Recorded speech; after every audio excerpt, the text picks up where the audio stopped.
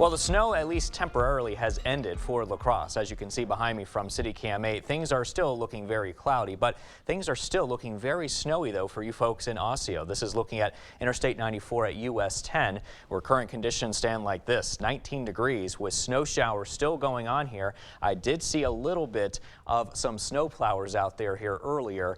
Wind speeds are a little bit light, but visibility at 6 miles right now. Meanwhile, conditions to the north in Eau Claire also looking very snowy on some of these roadways. Current conditions at temperatures at least at 17 degrees. A feel like a 5, visibility a little bit low thanks to that snow at around 3 miles. Now again, La Crosse is getting a bit of a break, but here comes round number 2 just off to the south, which we'll talk about in a second. But I do want to focus in on some of these leftover round 1 snow bands that continue mainly to the west and also spreading eastwards across Eau Claire, especially just south of Eau Claire too. Northern Buffalo County, eastward into northern Trempealeau, extreme northern Jackson, and also into portions of Clark County near Neillsville, looking at some snow showers moving through. Now, we have seen quite a bit of snowfall reports over the last 6 hours or so, anywhere between around 3 to 5 inches of snow here in some spots. And there is more to come thanks to this low pressure system just off to the southwest of us, which is still progged to move in our general direction and give us that second round of snow that we are anticipating later today, which we'll get to in a second.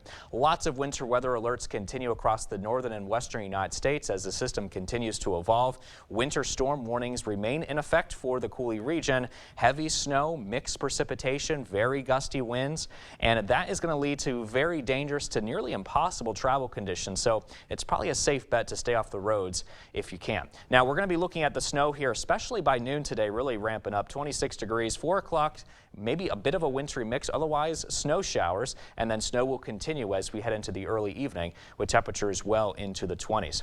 Now we will be watching the snow of round 2, that is, moving in by around 8 o'clock this morning and then continue through the early afternoon hour. By 4 o'clock, a lot of that round 2 of snow may even turn heavy at times here too. And then by 9 o'clock, still looking very snowy in many locations. And we will be watching some of that snow very closely because it may be possible that it could try to mix in or transition to some freezing rain or some sleet here, as you can see here by these colors overnight.